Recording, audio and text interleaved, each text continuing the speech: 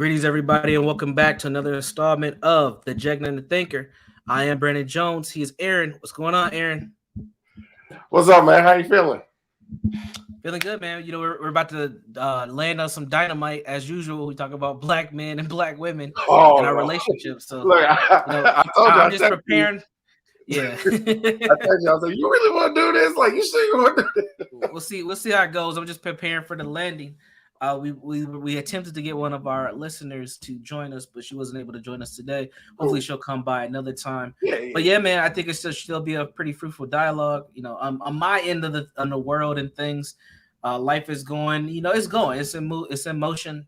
Girl, dad for sure. So these topics are important to me because at some point in time, these young ladies are gonna want to date, and it's gonna be interesting to see what their choices are when they get there. Like I'm probably about. Let's see, my oldest is 8, so I'm probably about maybe 4 or 5 years seriously before we start diving in. Hopefully further. Hopefully, yeah, I'm hoping, but I am also realistic. So a lot of my work has been with young people, and I know when they get to like 7th and 8th grade, that's when the dating situation takes a whole nother level of meaning. So we'll see what happens with that, and what things will even look like in the next 5 years or so too. So that plays a huge role in it. But yeah, man, I'm doing all right. Doing all right. How about you? Good? Baby girl? How baby girl holding up? Baby girl's good. She's still in the NICU, so she's still in the NICU, but she's good. She has to have 8 of her 8 feedings a day, either from the nipple or from a bottle, and she's just not quite there yet. She loses stamina.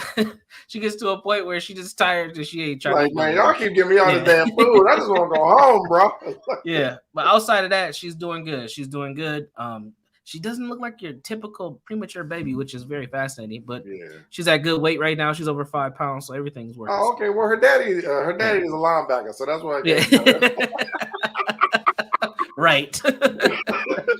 Absolutely, man. How are you? How are you and your boys, man? Man, everything is cool, man. My oldest son had his first scrimmage yesterday, senior year, playing ball. Playing some NCAA basketball, Division III. So excited about that, man. You know, the ride is almost over. So we just try to enjoy as many of the moments as we can, man. You know? Absolutely. So then youngest one's about to start hooping too. So business is good. Can't complain. But you know, these internet streets keep calling me. Yeah, they do. These internet streets is crazy, man. And I be lurking. I don't dive in like I used to. You don't see my little, you know, my internet handle popping up in places. I just be lurking, seeing what's going on. And you know, one of the things that happened recently that I was lurking and checking out was April Mason. And for folks who are not familiar with April Mason, she's I would say she's an influencer overall. She does a lot of different things, but she's really made her chops as kind of like a dating coach or relationship expert, and just helping people navigate the relationships. And a few days ago, she made a post on both Facebook and Instagram that she's no longer going to be working with Black women because Black women's expectations are too high. And it was interesting because that's her base. That's really her base is Black women. And she was just saying when it comes to dating, dating coach, being a coach for dating, I'm done with Black women. And she, in her statement, she also said that working with men is a lot easier. They listen. And I just found that very fascinating because a couple years ago, another well-known dating coach, and I would say they're probably around the same tier, same level. Rebecca Lynn Pope did something similar that went viral. So there's something happening. I think we can call this the Kevin Samuels effect. Everyone's focusing on Black male and female. I'm serious, but everyone's really focusing in on the dating expectations of Black folks. And we're seeing 2 of our prominent dating experts as women who have jumped ship and said, you know, this is just not going to work for me. And then we also see the rise of a lot of other content creators who are actually looking at these conversations that are now taking place when it comes to Black people, black male and Black female dynamics. So there's something taking place. I know me and you are in way 2 different areas when it comes to the dating because you're actively dating somebody. Yes. And I'm married. Right. So we're out of the game, so to say. But I think one of the things that is important that doesn't get brought up in this conversation a lot is that even though we're not actively seeking, we still have to deal with a lot of the same behavior, because the behaviors don't change once the titles do. And we have to navigate those things as we go. So to me, I feel like when people get caught in that kind of Kevin Samuels like rabbit hole, there's a whole nother level of conversation once we get with somebody that hasn't been talked about just yet. So I'm looking forward to the dialogue, man. Anything that you want to jump off with first? Well, I remember the Rebecca Lynn Pope. I remember that video, and I remember she was on the Roommates podcast. Shout out to those brothers. They do good work too. And she was just discussing these level of standards. But what's very, very interesting, and I don't know if I have a lot of pushback to it, but a lot of Black women are, I'm not going to say that, how do I say this correctly? I don't know. I don't necessarily agree that their standards are too high, because let's be real. Black people are just dating each other. They are dating each other. So the guy, Brandon, you know, the dude at Burger King got a baby mama.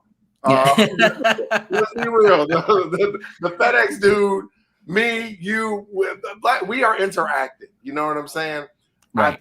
I think, so that's the part to where I don't want everybody to get lumped in sometimes with some of these conversations that people are having in reference to, the standards are too high. However, what I have seen is that I've definitely myself talked to a lot of Black women.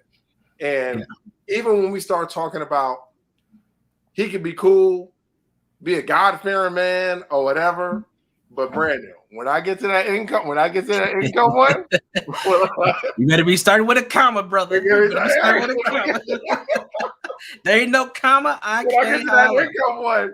Look, and so my girl always teases me, because I always hit her with like 50 grand. And I'm not saying there's anything right or wrong, but I always hit her with 50 grand. And she will consistently say to me, why the guys that you always got me dating gotta make 50 grand? And I'm like, it's just, that's an average common number. That's an average common number. You know what I'm saying? So it's an interesting conversation. It's nuanced. I'm with Mr. Fuller. We don't have no business arguing about nothing until we can get healthy relationships. That's where I stand. We could have ended it with that, but I'm just going to say it now. But those ladies do have some really, really good points. And I'm excited to get into the conversation, because I'm hoping that you and I can talk about men and women having healthy relationships and how we get there. Because all this internet WWE, it is not constructive at all. Because that's all it's saying. You got the girls are Stone Cold and the guys are The Rock. You know what I'm saying? And everybody's trying to do a people's elbow on each other. It ain't working. The Stone Cold Stunner. Yeah, it's not. It's a good point. And you know, I think these conversations get so toxic because they just highlight a truth. Is that our dynamic over time, the way that we've developed the male-female dynamic, and I use those terms deliberately. Those are the terms that Fuller uses as well. You know, you're not supposed to use male or female, especially female. That's a taboo term. But the way that we've developed over time has been away from one another, and you can't build community or family together when you have this juxtaposition. Plus, the naturalistic nature of both male and female dynamics is inverted. It has literally flipped for both sexes, and we have now we have a more complicated stance. And we're like the only group who has this dynamic going on that I've been able to come across. I haven't seen any other groups, which is also very weird. It's true, dude. Like, it's true. And I think you and I, when we start to talk about, may not be now, but people we've dated or things of that nature, a lot of those stereotypes and a lot of those things that people may not think are true, unfortunately, are very, very true. Right. They're very, very true. And we need to work through them and be honest about talking through them. And I think this is one of the platforms where we can say, we can absolutely do it. I want to pull up April Mason's post and then read through it, and then we can launch the conversation off that. Cool. So I think it's interesting to see what she actually says. So here's April Mason's. Can you see that? Yeah, but you're gonna read it, so I'll be good. All right. So she made a post in the cap. Well, in the actual graphic, the photo, it says, "Why am I closing my dating academy and getting out of the business of helping women in this way? The same reason why I closed my matchmaking services in 2013." So April goes in the caption. She said, "After 10 plus years of helping women in this area, it is time to move on. I have had dozens of success stories of women who are now married, engaged, dating high caliber men. My track record speaks for itself." Wink emoji. However, the majority that come to me have unrealistic expectations. The selfishness, the fake everything, think they should be chosen because they have a vagina and good looks. The entitlement just mean not knowing the difference between being a woman and a wise woman, and will fight you to be strong, not knowing how to be versus to do. Thinking being a feminine woman is weak or a pick me, quote unquote. Whether then it's a, I don't know, whatever it's, I don't know, she said. Placing the blame and not taking responsibility or accountability for choices they made in men, being disagreeable, defensive, argumentative about everything, always finding something to nitpick about, looking for protection, all in caps.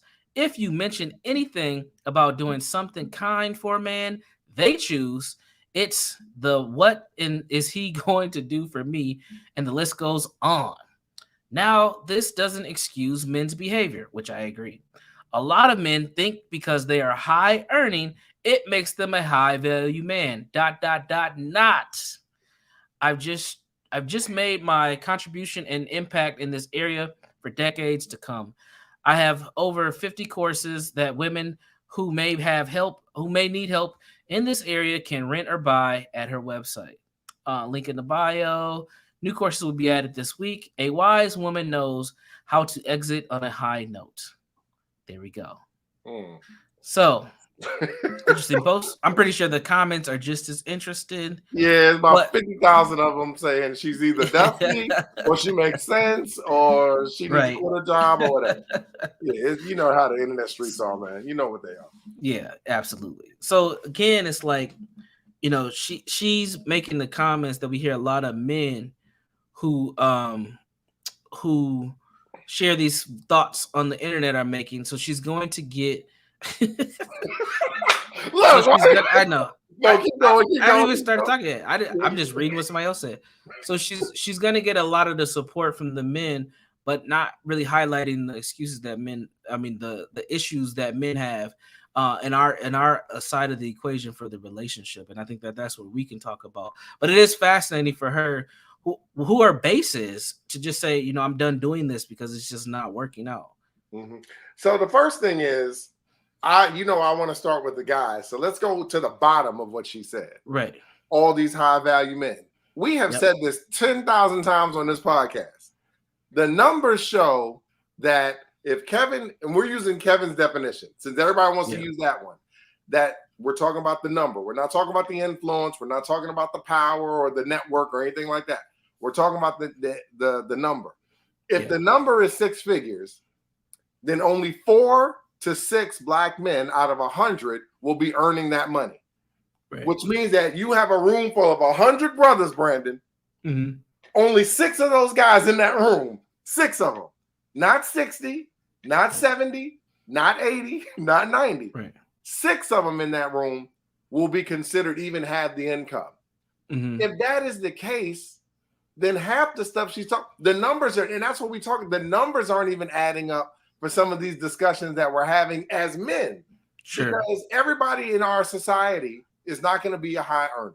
It's just it's not how capitalism works. It's not going to happen. That's not the way that this economy works. That's not the way that capitalism has been set up.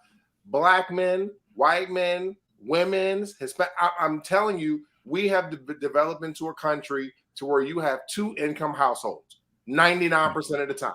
You do have some exceptions, but for the majority of us, and you correct me if I'm wrong, most people are going to be 2 income households. If that is the case, and maybe we're missing some brain cells, I'm just going to say it, then we need each other, Brandon. And that's a part of the argument that I'm not understanding, is that who are these women that are just finding these brothers that are out here just killing it? Because I know some of them, but a lot of them are married. So the numbers aren't even adding up correctly, man.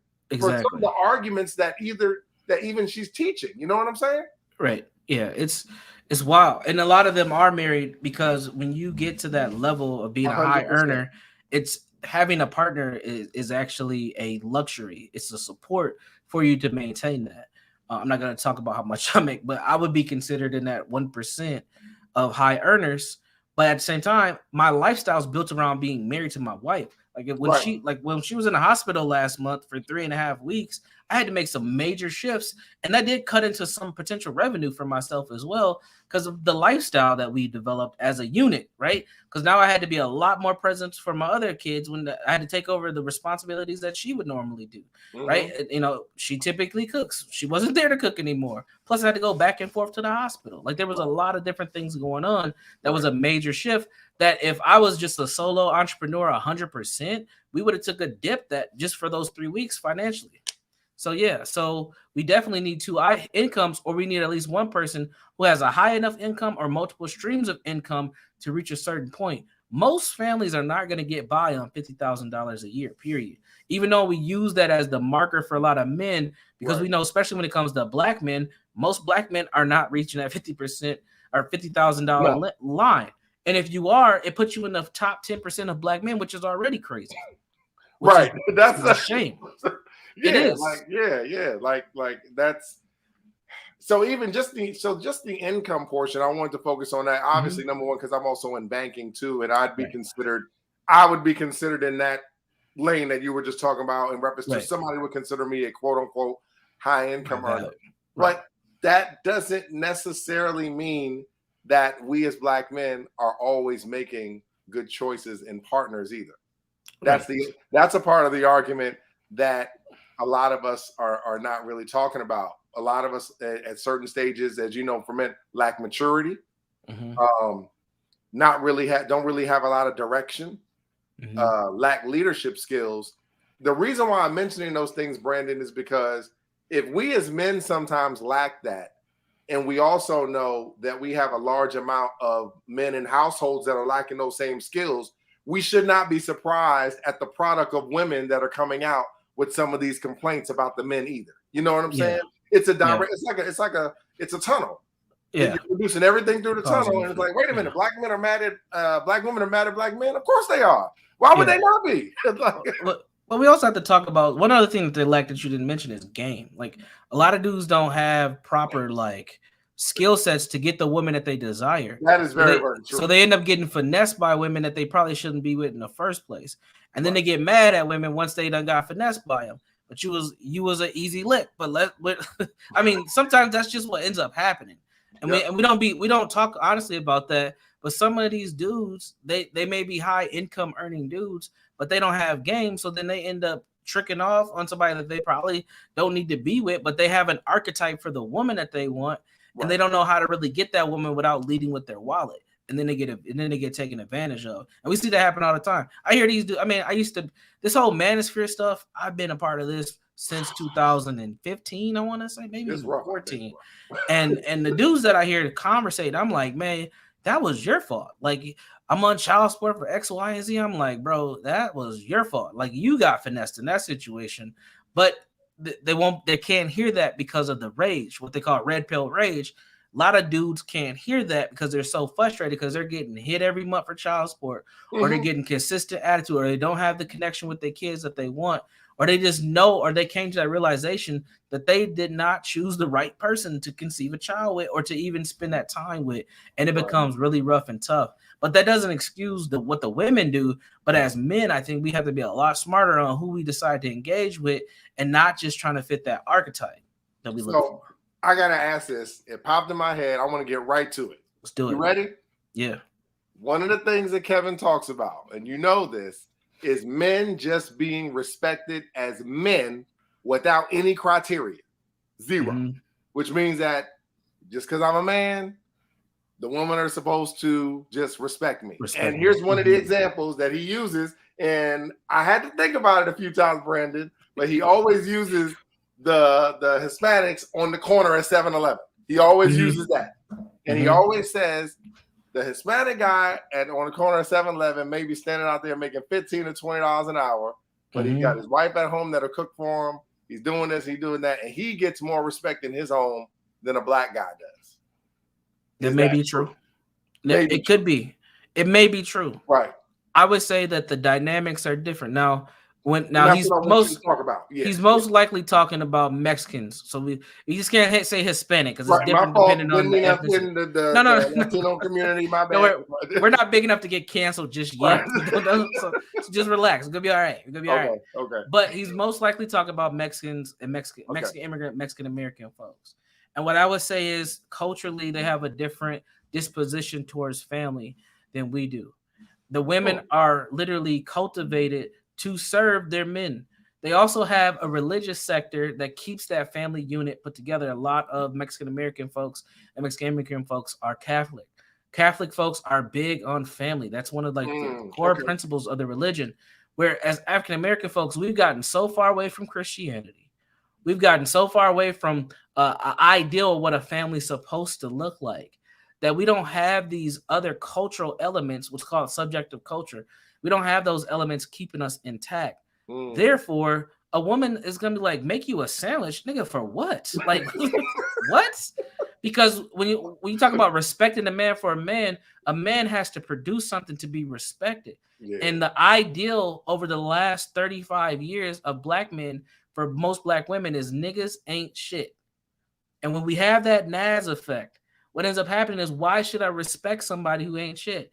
Literally, that end of that part, ain't shit, is like you are the bottom. Like you're not even worth feces.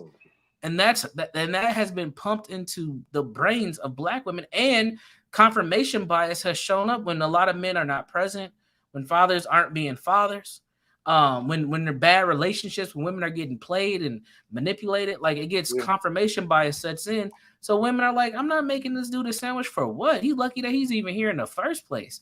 That's the approach for a lot of these women. And part of me is like, that's messed up. But part of me also understands, like, yeah, I get it. But the cultural standard in the black community is dysfunctional and is disconnected from what family. Where I would say that black culture is anti-family. Now, I've not said that publicly yet, and that's something I've been working on. But I'm gonna say black culture is anti-family. And if we define family as, man, woman, and child or whatever, I would say that black culture doesn't support that family dynamic. Now, I do know that there are blended families. And honestly, I think that where we're at currently, most black children need to have at least 2 constructive adults in their lives. Because we're so far down this rabbit hole that we can't even get to that. We need the father, mother, and all that. Like, that's long gone. For those folks who are there and they can work on that co-parenting, do it. But for the folks that aren't, those children need at least 2 healthy, constructive adults in their lives in order for them to be geared and steered in the right direction. And we just have too many homes where that's not present. Plus, we don't have any backup. Once parents are out of the way, there's no community element or community standard around taking care of these children as all of our children. We've lost that a long time ago. Yeah, I agree. All these children are just out here like little rebels. They're just out here doing whatever. And this is crazy. Right. Nah, that's man. Like, I'm glad you touched on that. And Mr. Fuller always just talks about that, and Dr. Wilson talks about that too. But having for us as men, having our relations with our partners with a purpose. And Dr. Wilson's famous quote, and we could use that in every episode, but when adults play with sex, the joke is on the offspring. And as men, one of the things that we have to be cognizant of, that I recognize, is that you have to have some level, and this affects our relationship. And we probably just need to have an episode on dick discipline eventually. Yeah, but it's gonna be the next one. Yeah, it's gonna be the next one. But that everything starts with the discipline of us as leadership. And so when it goes into the Nas effect, you can kind of see that rabbit hole of, it's like, okay, you're being irresponsible here. You can't be surprised if all of a sudden you're producing irresponsible moms, irresponsible kids, just irresponsible everything. Yep, discipline, big discipline. That's what it is. We got to have it. Like, we would reduce so many problems just with that by being more cognizant. And Brandon, I think I'm a coin it now. Anti-family, dude, that you hit something, man. I ain't gonna lie. You think about our culture. You think about everything we do. The songs, the music, the things we promote. it is not family. It is not promoted as family. It's promoted as individualism. And then when I individually get you pregnant, I ran up in you and did whatever. And we want to act like Black life and Black culture is a Chris Brown video. But then when we get you see what I'm saying? But then when we get the results, it's like, what happened? We didn't have no discipline. This is not a music video, y'all. This is real life, real families. Brandon is a therapist. We see this stuff. I'm a parent. You guys, we see this stuff up close and real. And we are in dire straits, and this is like code 10. Like Joe Clark, chain the doors, man. You said something that's important, and I wanted to elaborate a little bit more on what I was saying to connect your point. We talked about part of that manhood is about leadership, and we don't have avenues, cultural avenues to teach young boys how to be leaders. What you mean by that? What you mean by that? So, or give me an example of what a cultural avenue would be. Okay, so trying to think of a group to identify us. So one of the things I want to be careful is always comparing us to other ethnic groups. Yeah, and I want to hit on Nyasha. Nyasha, real quick. We weren't saying that their culture is good. I was just using that as a good or bad. I was just using that as an example. So that's fine. But I appreciate the content. So rape in Mexican culture definitely happens. Yeah. But even how that's handled also has a family thing. Not saying it's good, but there's a different family aspect when you compare ethnic groups. Now, I don't want to get too deep and start talking about, like, because that's a whole other thing that we didn't talk about because it happened on our off week. Yeah, we got to be careful with the R word. We got to be careful with the R word. Yeah, we got to be careful with the R word. Can't say machine. Can't say the R word. Can't say anything. Can't say the jab. So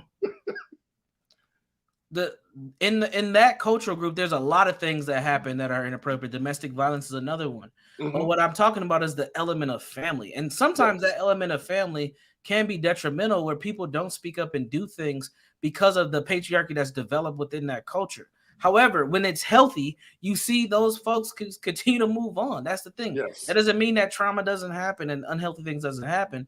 But when we compare ourselves to other groups and the things that they're doing well, we can't just highlight the things that do bad. We need to look at, okay, why is it like that? And that's what we were explaining. But to go back to what I was saying is you talked about men being leaders and us not having these avenues to be leaders.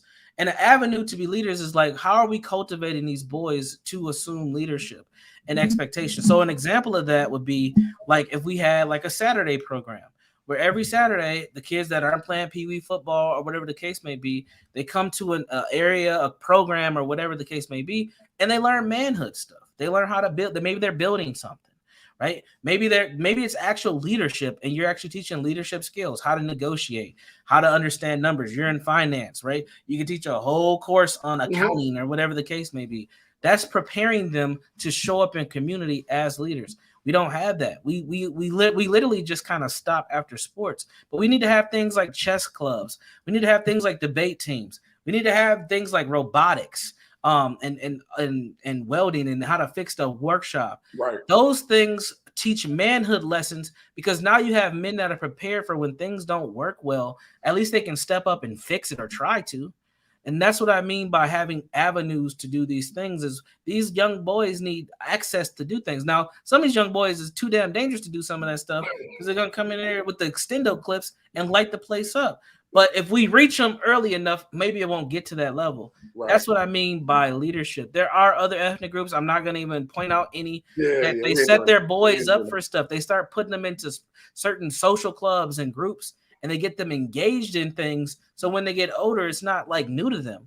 For a lot of Black boys, it's trial and error and figuring things out when they're 18, 19 years old and they're out on their own because they done got kicked out the house or whatever the case may be. And they don't have the skills. We have a lot of young people who don't have skills. And I've talked about this on this program several times. The literacy rates are so low, they can't really read either. So you don't have good skills. You don't know how to problem solve. You can't really read. What are you going to do? Where is your expectation and duty in society? Now sports is a good place to start, but it has to be something beyond sports because every child is not an athlete. Yeah, so we have to make sure that we're engaging these kids. But the other piece to what I'm saying is the whole Nas effect that we talked about earlier. It doesn't just stop with the girls with that mentality. The boys are hearing the same thing and developing it as 100%. well. And what does that do for you when you are going to grow into that man? But you also have been hearing over and over that you're not nothing.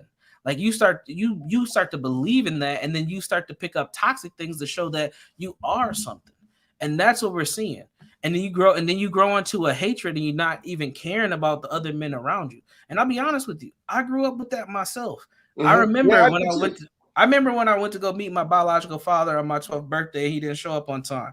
And I remember leaving that and feeling like I can't trust black men. And I held that, honestly, probably till I was about 23 years old. I only kept a few friends that were real close. And if a relationship ended, a friendship ended, or whatever with my friends, it was nothing. And I did not trust black men fully until until I was like, there's something wrong with this. I got to figure this thing out. And I think there's so many black men who go through this. And I'm not the hood dude. I grew up in the hood, but I'm not the hood dude. I'm the dude who went to college and all that stuff. So I can only imagine how it is when you're sitting in it every day. You don't trust nobody. You know, everybody who's looking at you is just like, you crazy. You know, people are saying crazy stuff to you. I get it. But at some point in time, like, we have to be able to cultivate these young men to assume these leadership positions. Because right now, I mean, our competition's moving forward with AI, you know, investing in all these things, and our economy's in a very bad shape right now, and we're not prepared. I mean, there's I'm gonna stop. Go ahead. No, man. No, listen. What you were just saying when you were talking about the young men. So we like to talk on this. So when I was young, so I grew up in New York City, and I could probably say if anybody grew up in New York in the high school in the 90s, there was a pure lack between men and women of dick discipline everywhere. There were no conversations there were no conversations being had about sex. If they were, and this is going to come back to the topic, y'all. Just be patient with me. There were no conversations had about sex. There were no conversations being had about relationships. If you saw relationships, they weren't the healthiest thing in the world. And the culture was promoting what that was the early point, but it was individualism. So I was just having a conversation with a homie that I went to school with back in the day. And you know what we went to school thinking about, Brandon? Getting booty.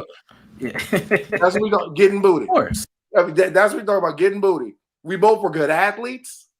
We both were not focusing in school or anything, but we didn't have the kind of conversations as you were talking about. And we both had men in the household.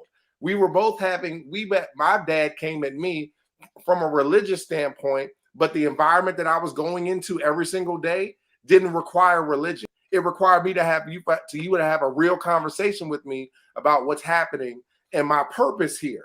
And that's some of the things that I know I can even show from my own children. 99% of the mistakes that I made, they ain't make them. The only reason is because I had a different set of conversations. I met them where they were. They still make mistakes, but some of the things that I did that were real detrimental, they didn't even go near them because we started to have real conversations about women, about your purpose, about leadership, about, listen, you need to be focusing on these skills. You need to be trying to make sure that you guys are developing yourselves long term. Because, Brendan, I grew up in the term where it's like, oh, you get to 21, you made it. That's not the conversation that I'm having with my children. It's a different one. We're thinking about very like 10, 30, 40, 50 years down the road.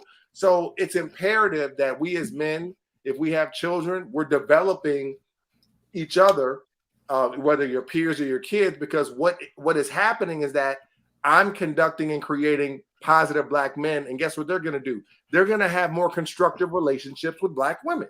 Right. That's all it is. But it has to start somewhere. I got lucky. I'll be honest. I got really, really lucky. I had a real strong family, and I woke up and I woke up one day and I snapped out of it. I'm not, but I've got friends that got 10 baby mamas and 15 children, and they live very non-constructive lives. So you know what I'm saying? But if you're playing with sex, the joke is on the offspring. So this is just another way that we can institute it. But us talking to our boys about discipline and having a purpose, and I think that's really what you were talking about, Brandon, is that if we're not teaching them to have purpose, when you have purpose, you will do anything. Who coined that term? Vacant esteem. I think it's vacant esteem. When you have no self-esteem, you just will go do anything. You just running up with all these girls. You just making babies, and all of a sudden you just wake up and your life is ruined. But you not only ruined those kids' lives, you've also had a very detrimental effect on those women that you are with as well. Extremely detrimental effect. And I had to realize that we do damage, Brandon, to the women we engage with. We do. And we also do damage to ourselves, and we're not willing to admit it. Absolutely. Or willing to push off the responsibility. One thing that I've noticed that has happened, and this happens in the manosphere and the YouTube streets, is that we're both pointing the fingers at each other, but we could definitely do that and point the fingers back at ourselves and have a more holistic conversation. Because really, honestly, both sides of the table are jacked up. And I don't know, part of me is like, man, we're so far down this rabbit hole that there is no return. And then another part of me is like, well, maybe there is, but we're gonna have to do some serious like focusing. Like what you just talked about, like the dude who got 10 baby mamas and 15 kids. Like he's got some serious co-parenting concerns. 100%. Yeah. Like you gotta be a co-parent at that point, and you gotta figure out how to navigate so many of them relationships that is crazy. Like I don't even know, like 10. I don't even know where you start with trying to navigate, 10 different baby mamas, and the age ranges of those kids has to be pretty vast as well. And you have to reconnect with those kids too, because as they get older, they're gonna have crystallized concepts of who you are as their father. And that can cut men deep. I know one thing that I've learned about working with men is that they do care about their kids, no matter how awful the relationships was, how many kids they have, they do care. And when your child's telling you they don't F with you and don't call me no more, like that has to hurt, man. And you can't be there for all 15 of the kids. That's impossible, bro. It's impossible. So it's It's just, man, I just think that it goes back to some of the things you were just talking about, but going back to her article, the anger, I can understand the anger. Like you just said, I understand the anger. I understand the frustration, but we have to work through this because at some point we have to stop being the laughing stock of, dude. I went to Black demographics. I looked at the marriage rates. I looked at the divorce rates. I looked at, listen, and I'm a divorced guy. I'm a part of the statistic, knock on wood. I have a great co-parenting relationship. My sons live with me. I got a college. So we figured something out, but Brandon, you and I both know, man, listen, I might be the exception, not the norm. Because a lot of these kids are in a lot of these relationships, the women have given up hope on finding another good Black guy. And the guys are out here saying, man, these girls won't do nothing. I want her to submit to me and to do anything. You know what I'm saying? Always submit, bro. Come on, bro. You got think about it, Brandon. You got no skills. You can't even balance a checkbook. You can't even balance a checkbook. You have no savings. You have no leadership skills. Me and the was talking about this the other day. We were just like, man, listen, you about to lead somebody right off a cliff. Some of these sisters, you want this girl to follow you. Where's she going? Man. All right, what we got? Yeah, you pulled it up? Yeah, I got you. Lord. I'm on it. Look at this. Now, where do we want to even start with this? Let's just start with 50% there, man. Like that's like, I get it. We're in a place and space in society where marriage is going down for everybody. But and if you don't want to get married, that's fine. But this is wild. Over half of adults, Black adults, are not married. Over half. That's a lot. It says a lot about where our family structures are, right? And then 12% of those folks end up getting divorced, or these folks. So we really could say, we cut out this 6%. We really could say, no, we can't even say that. I was gonna say that of never married folks, we could really say that it's 53% if you add the separated, but we can just leave that out. But look at this, man. Just comparative. Now, Hispanics is pretty high too. I would say anything over 40% is pretty high as well. Right. But this is wild. And when we look at these two groups, economically, they fare way better than Black folks do. Part of that has to be done with marriage.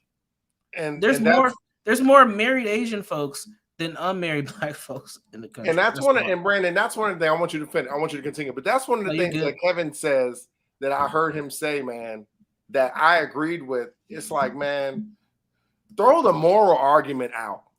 Right. We got to be in relationships, man. We have to be in constructive relationships. You know what? Men and women, y'all hate marriage. Here's the problem. Your communities are so economically deprived, you don't have the right to say you hate marriage. Yeah. You follow where I'm going? We want to throw something away culturally that everybody else is benefiting from. You know, it's like Mr. Fuller when he talks about the money in Africa. He's like, okay, you try to use that African money anywhere else on the planet and nobody's going to take it because it doesn't have any value. Those are some of the things that we're thinking about. You know what I'm saying? Mr. Fuller's like, you got the king of John on that money and you come over to the United States and you try to use that dollar. They're like, man, you don't get that dollar out of here. Those are some of our ideas on relationships, Brandon. That's how we think about some of this stuff. We can work within this context, but we have to work with where we are. Sometimes we like you said, we've come so far.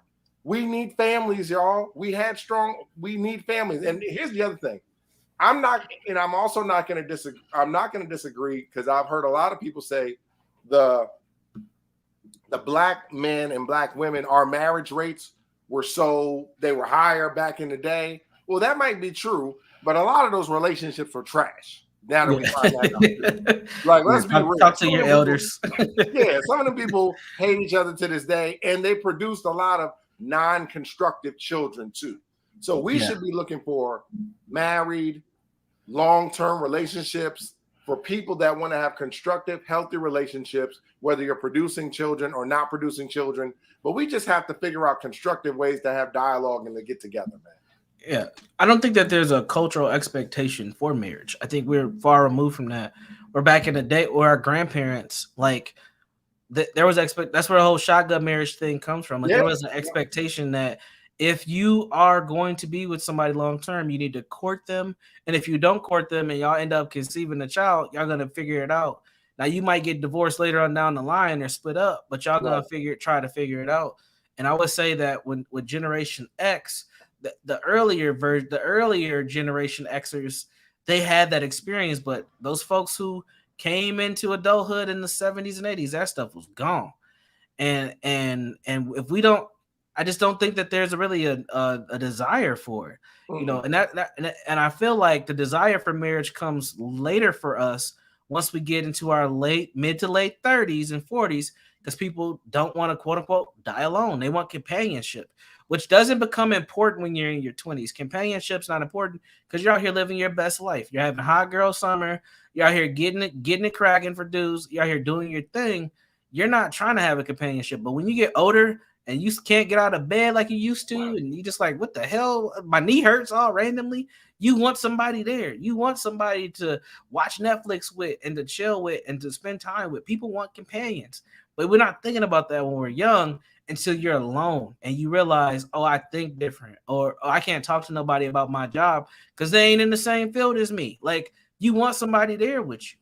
And I don't think that becomes important for many of us until it's too late.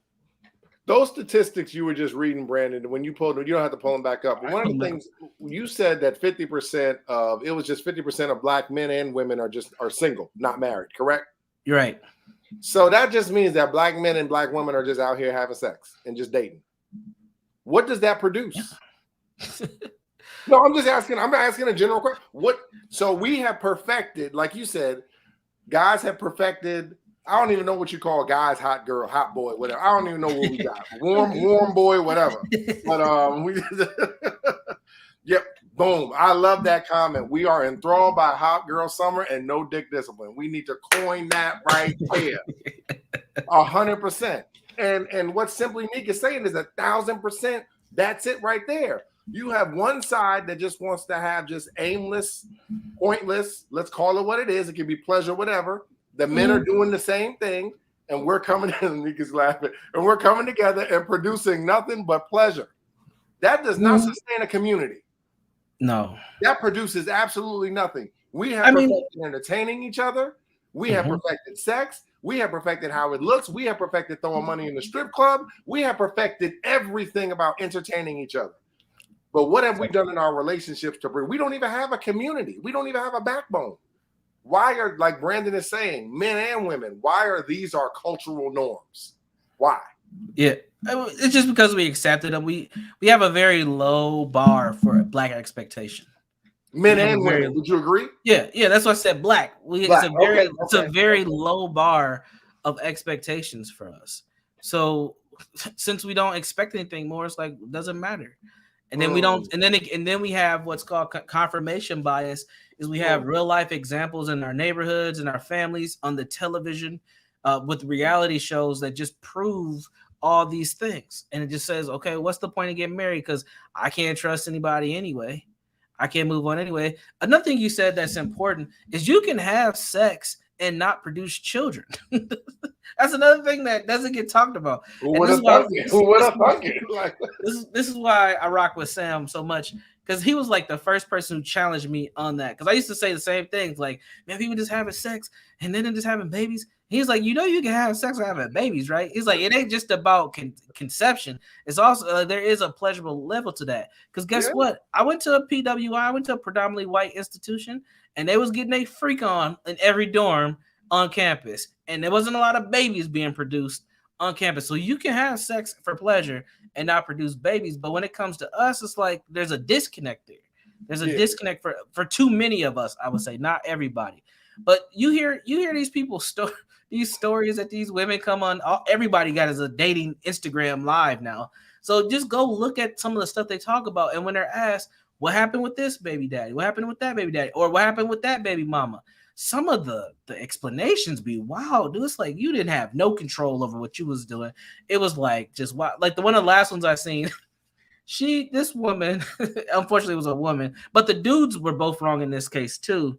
Was like she had 2 baby daddies, and the second baby daddy was the cousin of her actually I think it was like there was a long-term boyfriend situation, but the second baby daddy was their cousin.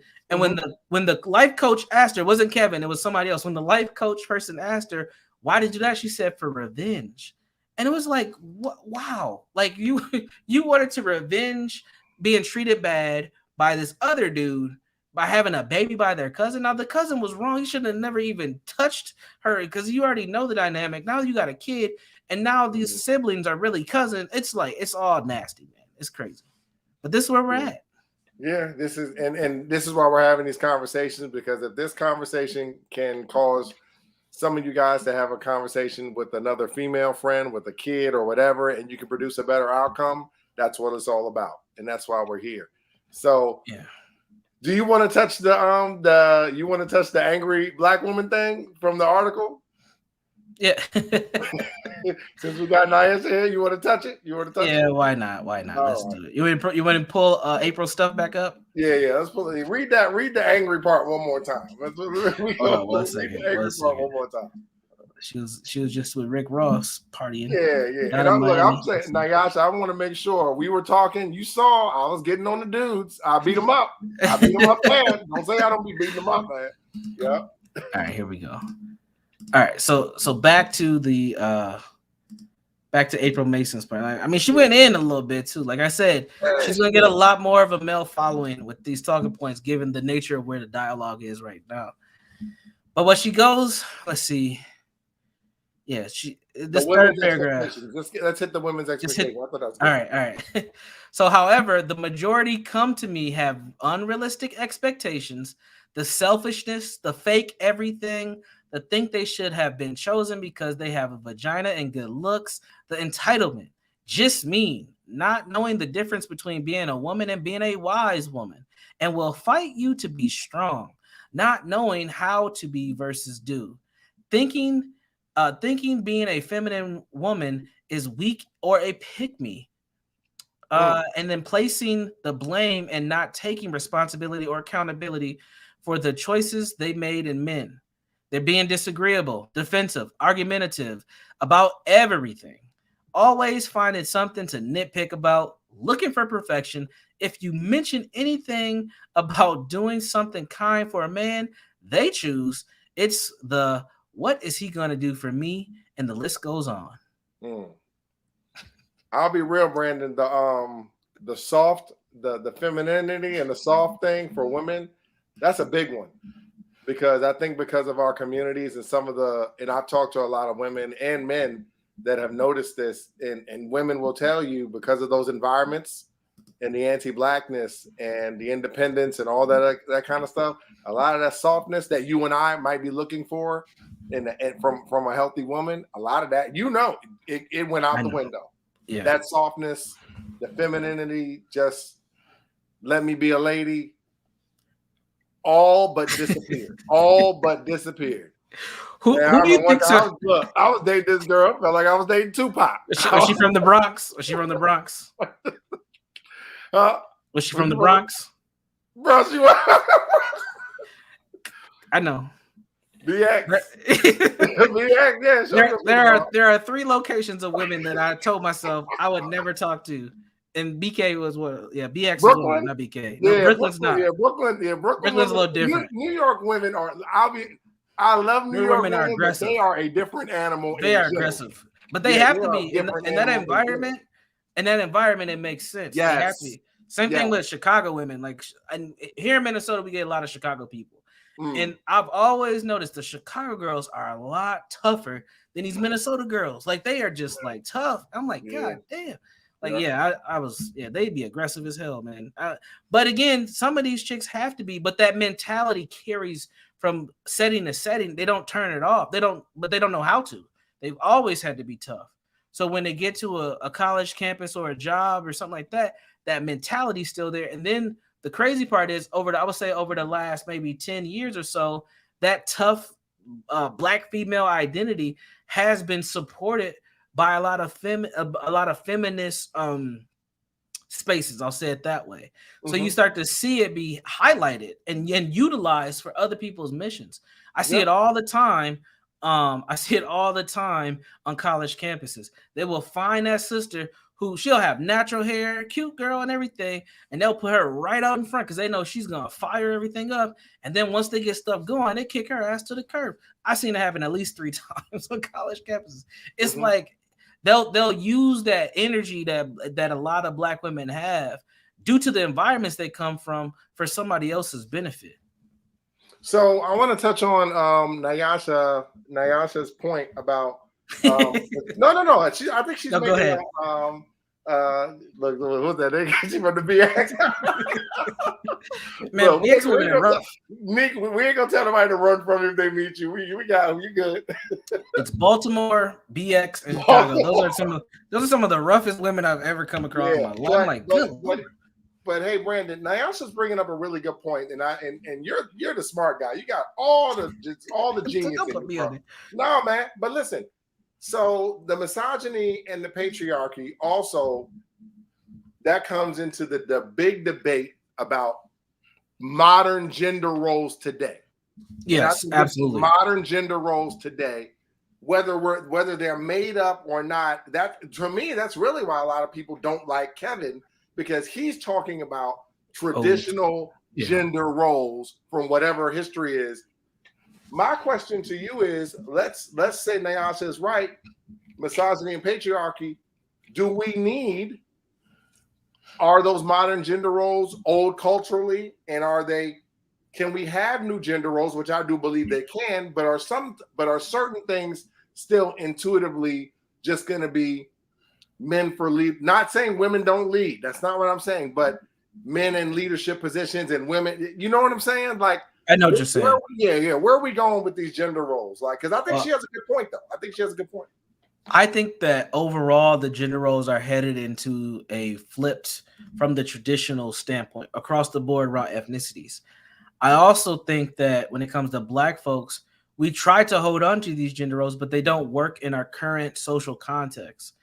Therefore, what Kevin's talking about sounds idealistic, but it's not realistic. It's not going to happen. Why don't they work? Well, first of all, we got too much trauma in our community for it to work. We're in our third generation. We're in our third generation of this flipped, more masculinized female and what we call the effeminized Black male piece. We're 3 generations into that, which means that the first iteration of this are grandparents now. we're not going to be able to right that ship and try to get black women to get away from the stereotype of the strong black women and get black men to stop battling with them. We're not going to move that. The only thing that we could do is understand that in this society, gender roles don't mean anything. You need to have skills and you need to be focused on developing family units, because some things that you can do as a man, you might not have access to do for your family that she might. And she might have to do that, and you have to be okay with allowing her to do it. Now, in my household, it's very interesting because we have some traditional gender roles, and then we have some that are not. And the reason for that is we have a balance. We are cooperative with one another. And that's what works for the household. And it's not about me, because I'll be honest with you. I tried to start off this marriage trying to be the 50-50 man. That shit did not work. My wife was like, bro, you need to go ahead and pay all these bills, bro. Look, I work, you work, but I don't do good with money at all. You take that. You figure this out for us, because I trust that you can do that. And I got it. But I'll tell you, man, for the first like 4 years, I'm like, did you pay your half of the rent? Did you pay half of that? Did you pay half of this? And she's missing payments, and I'm about to lose my mind. But not understanding that that's where her mind is with stuff. She ain't like that. I'm the analytical person that needs to go in and chop it up and dive it out and make sure that everything gets covered, because that's just not where she's at. Now, there are areas that she handles way better than me, but I had to come to a point of accepting that. In this modern era, since we want to talk about modern women and modern men, we need to have modern roles and responsibilities, and they have to be degenderized, because we need skills. We need, like you said earlier, leadership skills. Both people need conflict management skills. We need to have some technology skills in home, because every damn thing's on the screen. And if you ain't got the skills, you will get left behind. We need child rearing and co-parent. I already said that. Co-parenting skills. We need to have relationship skills on how to communicate with one another in a healthy way.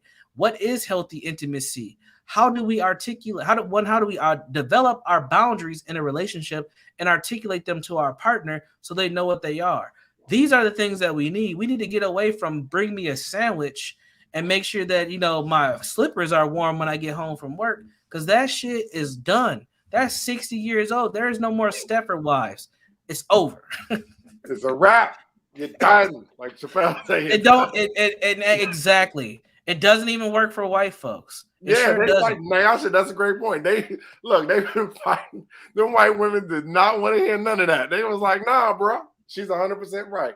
Yeah, it don't work. There's nothing wrong with patriarchy. We've had another group's idea of patriarchy forced on us. If we are somehow able to reclaim our own culture, that would alleviate a lot of these powers. I agree with that to an extent, but I'm with Brandon. Sometimes I just think that we're too far gone, and we have to make a sharp right to make an adjustment where we are.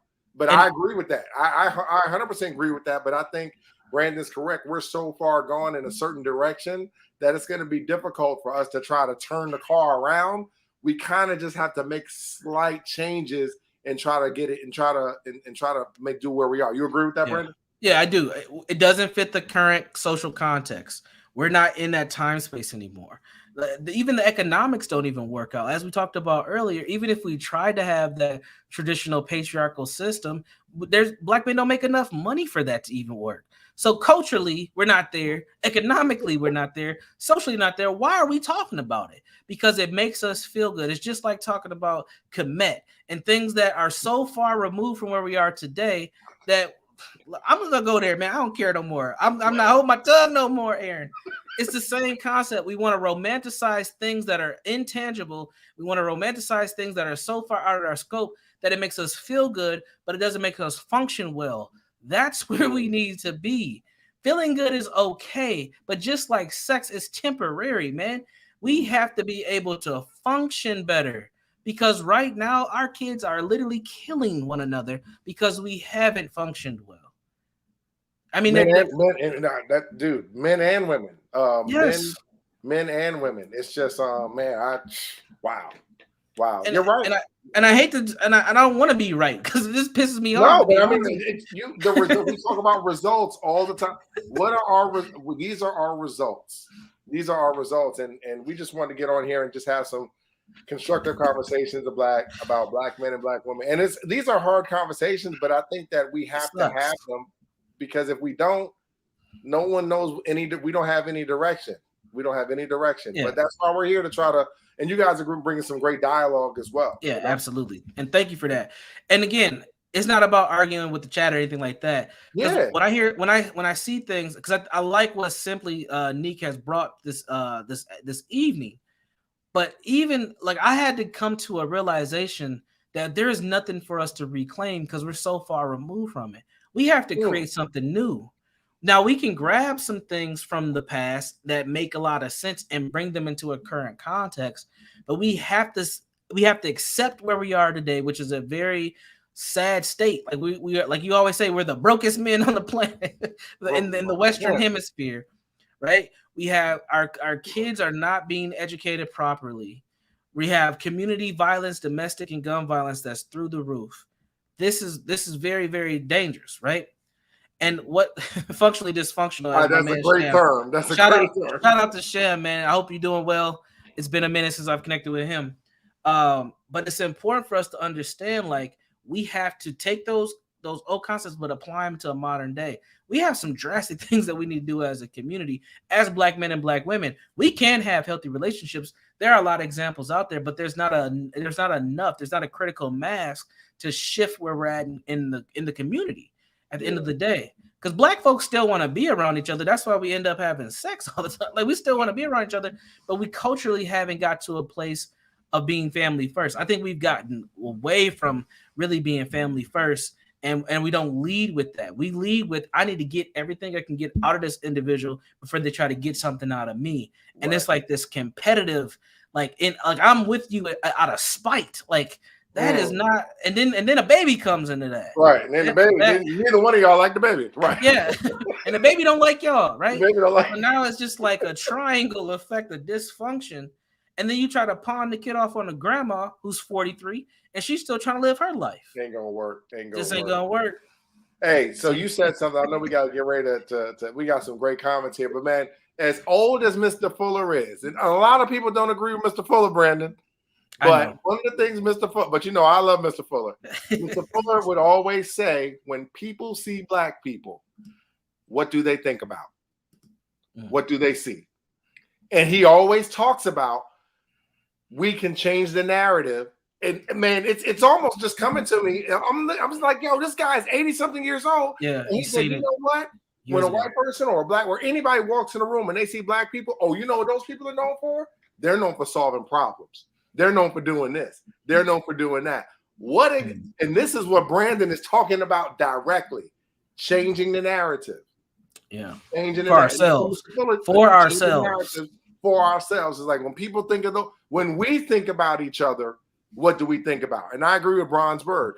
We know inherently we think about dysfunction when we think about Black people. Let's stop lying to each other. That's what we think about. You know what I'm saying? That's what we think about. One of the saddest things that I saw was over the weekend, maybe last week, they were having at Grambling. Shout out to Grambling, but Grambling, a kid lost their life. They got shot at a homecoming. There was 2 shootings at Grambling over the last 2 weeks. There was 2. Two shootings at the university. Yeah, there was 2. Yeah, HBCU. No. But Brandon, I want to finish this, but this will go. When I went to school, I had 3 kids in my class. I didn't graduate. When I attended Delaware State, 3 kids, they went to jail. They got locked up for violence. These things are happening on these campuses. When people think about us, what do we think about of ourselves? What do we think? How do we view ourselves? And that has to change. You can change the narrative when you claim your challenges. Amen. Absolutely. I say, you got to. Yeah, you got. And Sham, you're right. We cannot be. I hope I'm saying your name right, Mr. Jones. We have to be objective. We have to be. We have a hard time looking at ourselves objectively. I was able to change because I could look at myself objectively and say, Aaron, you're not good at this. You're not good at this. You got to be better at this. You got to be better at this. And then I was able to make a turn because I'm not lying to myself, as Mr. Fuller talks about. Don't lie to yourself. Brandon just talked about this. We use entertainment to just mask the fact that we literally know we are dysfunctional. But even a lot of our entertainment's dysfunction. It's just like The it's like entertainment is fun. like there's a rare like one of the things me and my wife like to do, like just on a random, is look at Blackbusters. You know what Blackbusters are? No, you said Black. What's a Blackbuster? Blackbusters. All right, so Blackbusters, Blackbusters are black movies. These are the movies that if you ever go to Walmart, they'll have a nice row of all these black movies. Oh, And my they're all girl like, be getting on me. She they're said like, you always want to watch a good Omarion movie or something like that. yeah, Like, yeah. Omarion randomly being there, April oh, Jones or somebody, right? Oh my god! But they're all. I swear, we found this random app on our TV, and we're like, oh, there's free movies on here, and they had like a black section, and it was all these Blackbusters. They all have the same narrative. It's these super strong women who overcome a crazy challenge. These horrible, toxic men who are, and it's all guns and robbery in every city across. It's crazy. a lot of crack. Or there's the holiday movies where the black family is super dysfunctional during the holidays, and then some magical person, it could be a man or a woman, comes and saves the day. Or it's a family cookout where grandma is gonna make everything right if she don't die before the end of the movie. Or That's you the genre. you forgot about the sister that is the sales exec that works Yes. at the top. Yeah, who And meets the guy's janitor. in the room and they want to Yeah. get together and you don't know how you're gonna get her. Yeah, I've seen that movie 57 times. Yeah, she had a flat tire. He fixed it. He said he didn't have a place to sleep, so she invited him over. And this shit's crazy. It's so trash. But Brandon, hold on, Brandon. Where does this stuff really happen? Those are high value men. But the problem is, like, my girl, she gets on me because she says, Aaron, why do you watch these? I say, baby, I'm trying to support. I'm trying to. They black. But They're that's black. all I our want to see movies. black. I love black women. I love sisters. I want to see them. I want to see what. This is so bad. If anyone needs a recommendation for next weekend, Aaron's got the Blackbusters. We'll be Hey, I got a lot of them too. Woo! But Man. anything with Omarion, do not watch it. Oh, Omarion's making his money. Making his money. All right. Any final thoughts, sir, so we can wrap it up for tonight? Oh man. No, I know we always try to bring a little humor to it, but I think that we have to stop lying to ourselves about where we are. That doesn't mean that we can't move forward, but it's like, you can't, y'all, everybody, we love black men and we love sports, right? Everybody loves sports. It does not take a genius to look at a team in football, Brandon, and they're a bad team. Jets. They do everything bad. They turn the ball over. They commit a lot of penalties. They play bad defense. As a culture, we turn the ball over. We commit a lot of penalties. We play bad defense. That's okay. But it takes people in this room, and some of you guys are parents, some of you guys are not, but it takes all of us doing constructive things to turn that around. But I just love what Nyasha said. We can't lie to ourselves. We're here. It's okay. We're here. Now we can turn around. And I think the conversation is changing a little bit because now in rooms like this and in spaces like this, we're trying to figure out constructive ways to move forward and being honest. We're not dwelling in the past we don't have to do that anymore. Now we're talking about solutions and what we can do and how to cultivate better and honest and healthy relationships. We don't have to do a whole 30 minutes of complaining because Brandon has talked about solutions. I've talked about solutions. Everyone here is literally rolling through solutions of things we can do. This does not have to be the old way that we used to just sit up in a room and just listen to somebody tell us what the man did. That don't matter no more what the man did. Now we got to fix it. That's the job. Don't matter what he did. Don't matter what they did. It's your job to fix it. Salute you, Nyasha. We love you too, girl. Yeah, but we're gonna get you on. We're gonna figure out the schedule, get you on. This Sunday night might work, man. I don't know about you, but we're getting some good engagement, so we might have to think about our schedule. Saturday we ain't competing with BMF or Power, so it ain't working. It ain't working. All right. Well, we love y'all too, man. Thank y'all for checking us out. Be sure to subscribe to the channel. Pretty soon, we're going to move this to its own YouTube channel as we continue to build this audience and get things rolling with the podcast. So, all right. Another good episode of the Jegna and The Thinker. We appreciate y'all. Please take care of yourself. Be safe. We'll talk to y'all later. Peace. Peace.